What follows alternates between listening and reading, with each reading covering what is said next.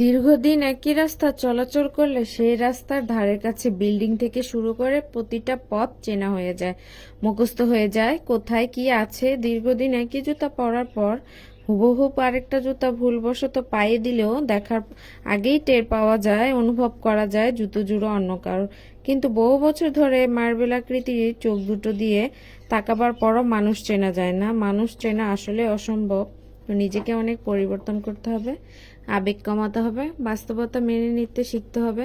আসলে অপরিচিত মানুষের সাথে কম মিশতে হবে, কথা কম বলতে হবে। অল্প সময় কাউকে বিশ্বাস করা যাবে না। আল্লাহ ব্যতীত অন্য কারোর কাছে কোনো ধরনের আশা করা যাবে না। ইনশাআল্লাহ জীবন সুন্দর হবে।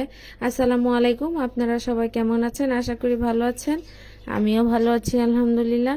তো এখানে আপনারা বুঝতেই পেরেছেন, শুরুতেই পিঠার খুব আয়োজন চলছে। তো চালের গুঁড়ি আমি প্রথমে একটু হালকা কুসুম গরম পানি দিয়ে ভিজিয়ে রেখেছিলাম। দুই রকম ভাবে এখানে একটু ফুড কালার দেবে। আমার মেয়ে বলছে আজকে বহু সুন্দরী পিঠা খাবে, তার মানে পাটিসাপটা পিঠা। আপনারা সবাই বুঝতে পেরেছেন। তো এখানে একটু সাথে একটু চিনি লবণ অ্যাড করে দেওয়া হয়েছিল। তা আমার মেয়ে এখানে একটু নিয়ে নাড়াচাড়া করছে, সে বলছে আমি একটু করি। তো পিঠা হলে বাড়িতে তার কোনো কথাই নেই, সে পিঠা পুলি খুব পছন্দ করে। তো এখানে একটু মেরুন কালারের ফুড কালারটা দিয়ে দিবে আমার মেয়ে। তো ও হলো এভাবে কালারিং ভাবে পিঠা খেতে অনেক পছন্দ করে, তাই এখানে কালার দিয়ে দিচ্ছে। তো দিয়ে সুন্দরভাবে সে আমাকে বলছে আমি তোমাকে হেল্প করে দিচ্ছি। তো আজকে হঠাৎ করে তার পিঠা খেতে মন চাইলো। সে ভাপা পিঠা বলেন, পুলি পিঠা বলেন, সব রকমের পিঠাই সে অনেক পছন্দ করে। তো এই যেভাবে সুন্দরভাবে এটাকে মাখিয়ে নিতে হবে। তারপর আমি দুটো বোতলের মুখা ছিদ্র করে নিয়েছিলাম অফ ক্যামেরাতে। তো ওটার মধ্যে ঢেলে নেব। সুন্দরভাবে আমি ঢেলে নিয়ে ওইখানে রান্নাঘরে চলে যাব।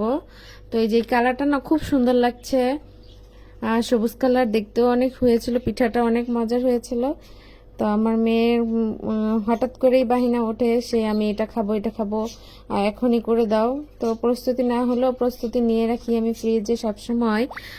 নারকেল কোড়া থেকে ধরে গুড় চিনি যা ঘরের ভিতর আমি রেখে দিই, কারণ ওর মনে চায় এগুলা বানিয়ে দিতে হবে। তো এখানে আমি একটা পাতিলে দুধ দিয়ে নিয়েছি, জাল করে নিচ্ছি। এখানে খিরসা তৈরি করব, তো তেজপাতা গরম মশলা সব অ্যাড করে দিয়েছি।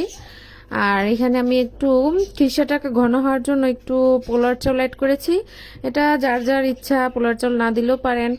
তো আমি নারকেলগুলো কুড়িয়ে ডিপ ফ্রিজে করে রেখেছিলাম, এখানে আমি ভেঙে দিচ্ছি। খেজুরের গুড় দিয়ে সুন্দরভাবে এটাকে আমি একটু যতক্ষণ পর্যন্ত পানি না শুকাবে ততক্ষণ পর্যন্ত আমি এটাকে নেড়ে নেব।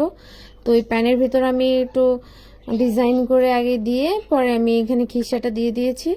তো পিঠাটা অনেক দেখতে খুবই সুন্দর হয়েছিল, খেতেও অনেক মজার হয়েছিল। তো আপনারা জানাবেন কমেন্ট করে কে কীভাবে পিঠা বানান, আমার পিঠা আর কেমন হয়েছে। আসলে অনেক মজার হয়েছে পিঠাটা। তো এইভাবে আমি একটু এনে দেবো কতক্ষণ। তারপরে পিঙ্ক কালারের পিঠাটা আমার মেয়ে বলছে এই কালারটা দিয়ে একটু করো।